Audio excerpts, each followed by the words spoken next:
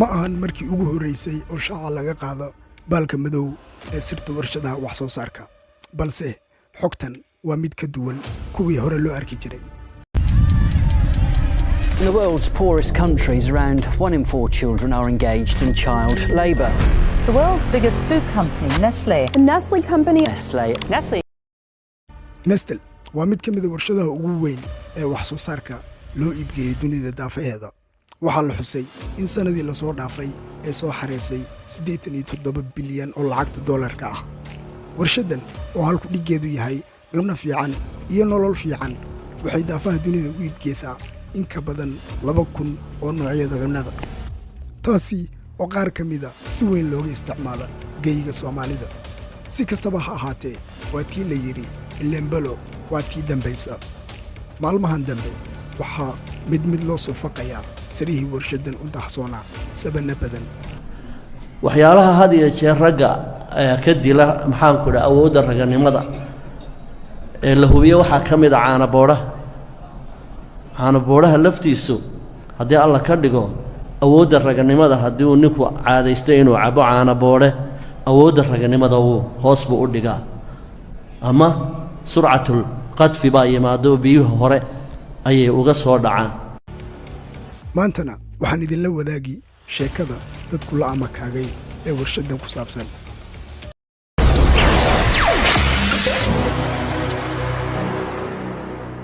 warshada Nestle waxay soo saartaa in ka badan 2,000 oo noocyada cunnada, waxayna wax soo saarkeedu u iibgeysaa dunida daafaheeda. wax soo saarka tirada badan waxa ugu horeeya caanaha budada ah ee Nido, taasi oo si weyn looga isticmaala geeyiga Soomaalida. warshadan oo halku dhigeedu yahay cunno wacan iyo nolol wacan ayaa shaaca laga qaaday in wax soo saarkeedu yahay mid lid ku ah ballanqaadka sida ku cad halku dhigeeda. laanta xaqiijinta badqabka iyo tayada cunnada ee Australia ayaa shaacisay in wax soo saarka ay iibgeyso warshadani tahay mid caafimaad ahaan khatar gelin kara badqabka shakhsiga. qiyaas ahaanna waxaa la xusay in 60% ay ka dhalan caafimaad darro.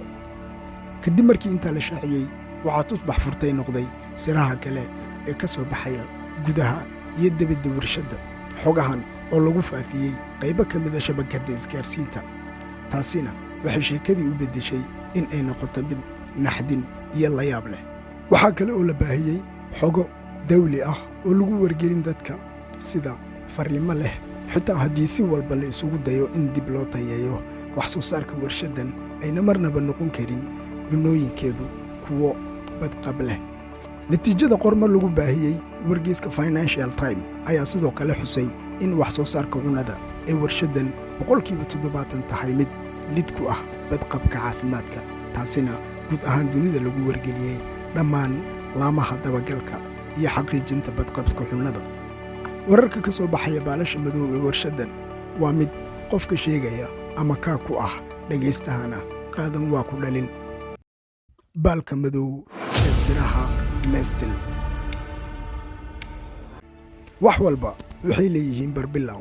Nestle barbilowgeedu wuxuu dib ugu noqon wiil ku dhashay dalka Jarmalka magaalada Frankfurt sanatar siyeedka reer galbeedku markii uu ahaa 1814. ubadkan waxaa lagu magacaabi jiray Henry Nestle. qoyskoodu wuxuu ahaa mid ka shaqaysta samaynta dhalooyinka iyo muraayadaha noocyadooda kala duwan. inkasta oo farsamada qoyska Henry ay ahayd mid la xiriirta samaynta dhalada, balse isagu beddelkii uu dhaxli lahaa farsamada qoyskiisa wuxuu u janjeeray dhanka rabitaankiisa oo ahaa walxaha kiimikada la isku dardara ee casrigan. laga soo bilaabay yaraantiisa wuxuu doonayay inuu noqdo xirfadle ku takhasusay daawada. wuxuu ka howlgalay xarumo kala duwan oo shaqadoodu tahay kiimikada iyo samaynta dawada. xarumaha oo fadhigoodu uu ahaa dalka Switzerland. wuxuu ahaa mid aaminsan in uu hibo u leeyahay walxaha kiimikada ee la isku dardara, taasina uu dawo ka samayn kara. waagii dambena isagoo adeegsan aqoonta kiimikada ayuu bilaabay samaynta walxa kala duwan sida jawaanada raashinka, bacrimiyaha, khalka cuntada ee liinta laga sameeyo iyo qaar kale oo la mid ah, isla markaana u suuq galay. maalin maalmaha ka mid ah isagoo akhrinaya joornaal ayuu ku arkay fariin si gaar ah indhihiisa u qabtay. fariinta ku qornay joornaalka waxay ahayd barbilowga baalka cusub ee noloshiisa. fariinta joornaalku waxay ka hadlaysay sare u kaca dhimashada ilmaha yaryar. sababtana waxaa la sheegay in halganka ay ugu jiraan qutul daruuriga nolosha ay hooyooyinka ka mashquulisay naas nuujinta, daryeel la'aanta ka dhalatayna sababtay arrinkaa. henry oo kolkiisii horeba ku howlanaa raadcaynta fursad shaqo ee bannaan ayaa arrinkaa u arkay in ay tahay fursad shaqo oo dahabi ah. wuxuu ku fikiray haddii uu soo saaro caano ay ilmaha uga maarmaan naaska, ay taasi noqon doonto mid looga gudbo dhibaatada jirta, hooyada iyo ubadkuna ay maslaxa ugu jirto.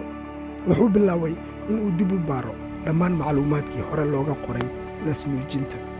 wuxuu bilaabay tijaabooyin dhanka shaybaarka.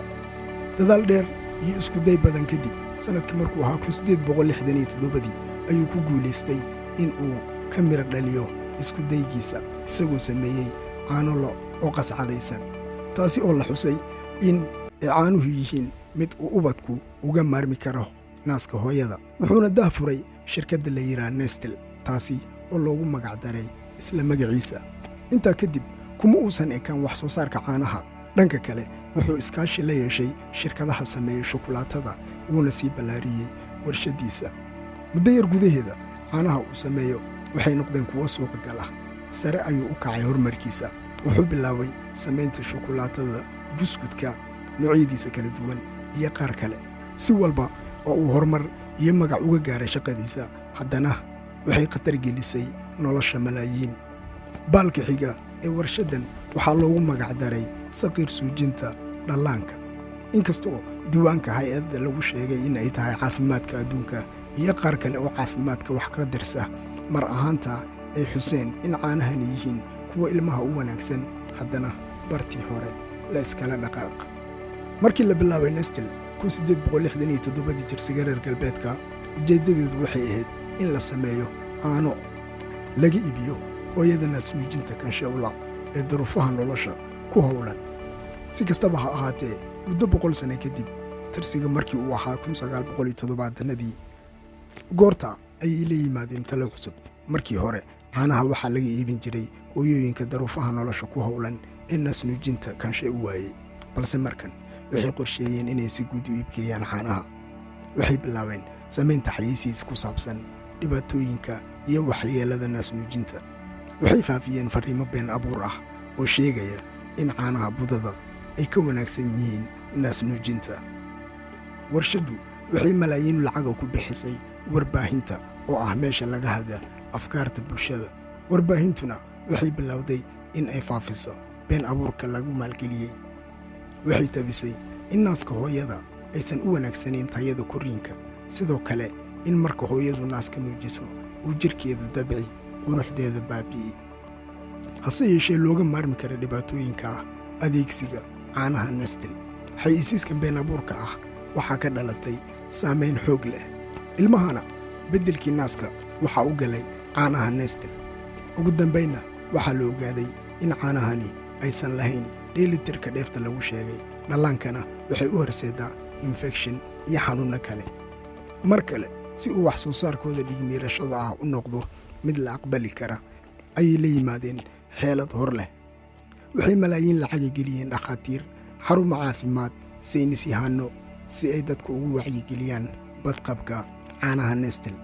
waxay bilaabeen in shaqaalahooda iibka ee ku sugan Afrika iyo Aasiya ay xirtaan diriiska xirfadlayaasha caafimaadka, sidaana dadka uga iibiyaan. in malaayiin lacaga la siiyo dhakhaatiirta si ay dadku ugu dhiirigeliyaan isticmaalka caanaha Nestle waa sida ku cad feelasha soo baxaya ee xogaha sirta ah. dhallaanka sabiga ahna waxaa lagu xukumay in naaska hooyada ay uga go'aan caanaha budada ah ee waxyeelada mooye aanan u lahayn waxtar, arrin gebi ahaanba khatar geliyey badqabkii caafimaadka ee dhallaanka. balaayada intaa la eg waxaa lagu tilmaami karaa in ay tahay qayb ka mid ah siraha baalasha madow ee warshaddan. 1974 waxaa la shaaciyey qormo loogu magacdaray wadka dhallaanka. qormadan boggeeda hore waxaa saarnaa ubad yar oo diif awgeed ka dutay. waxay ahayd mid ka hadli cawaaqib xumada ka dhalanka doonta caanaha daqiiqda ah ee dhallaanka loogu dooriyey naaska hooyada. godobta ay geysatay Nestle waa mid cad oo la wada arka si walba oo hadal haynteedu cirka isugu shareerto. haddana warshadda caanka ah ee Nestle way iska dhegatirtay arrimaha xasaasiga ah ee loo saaraya. ilaa lacagtu iyada hadasho hadalladii soo yeeray awooddeeda lacageed ayay feelashooda ku xirtay. intaa kadib hay'adda lagu sheegay inay tahay caafimaadka adduunka ayaa dhaqan gelisay xeerar cusub oo faraya shirkadaha caanaha in aysan dadka ku wacyigelin in caanaha daqiiqda ah looga maarmi kara naas nuujinta, dadkana ay sidaa uga iibiyaan. dalal badan ayaa laga dhaqangeliyey xeerasha, balse marka la eego qaaradda Afrika iyo Aasiya, maadaama aysan jirin cid ka danqata oo xil iska saarta, iibgeyntu waxay ahayd mid halkeedii hore uga socoto ilaa maanta. 1978 waxaa lagu soo oogay dacwad iyadoo lagu eedeeyey xasuuqa iyo caafimaad xumada ilmo tiro badan saameeyey in ay qayb ka tahay wax soo saarkeeda. dood dheer kadib natiijadu way dhaafi wayday in xeerar cusub ay dib u qoraan hay-adaha ku shaqo leh. ilaan lacagtu iyadaa hadasho tanna mar kale awooddiisa lacageed ayuu feelasheeda ku xiray. sida lagu sheegay in ay tahay hay-adda badbaadinta ilmaha ayaa 2018 soo saartay daraasad sheegaysa in malaayiin ilmo ah oo dunida daafaheeda caafimaadkooda khatar gelisay wax soo saarka caanaha budada ah ee shirkadaha Nestle iyo kuwa la midka ah, iyagoo weliba adeegsada habab suuqgeyn, buunbuunin iyo mala awaal ah. si kasta oo macluumaad kala duwan oo ka hadlaya baalka madow ee warshadan loo faafiya, haddana awooddiisa lacageed ayuu feelashooda ku xiray. baalasha madow ee shirkaddan kuma eka wax soo saarka caanaha, waxaa kale oo la shaaciyey madmadowga ka jira biyaha iyo noocyada kala duwan ee shukulaatada ay samaysa. goor kasta oo laga hadla gudubta daahsoon ee Nestle, jawaab celinteedu waxay noqotay in ay caado ka dhigtaan adeegsiga warbaahinta kala duwan ee lagu weerara cuquusha dadka. ilaan lacagtu iyadaa hadasho goor walba oo gudubta shirkaddan tooshka lagu qabta.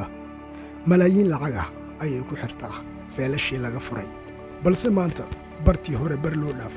dadku waxay sugaanba waa dhanka ay u dhici doonto xogaha barax tiran ee eedaha Nestle iyo sida uu uga gudbi doono arrinka maanta taagan. waxaa ishortaagan run buur la eg iyo awoodda lacageed ee Nestle. runta mise lacagta, guusha dhanka i raaci waxay noqon mid la arki doono. waad ku mahadsantahay daawashadaada. fadlan fikirkaaga nagula wadaag barta kommentiga.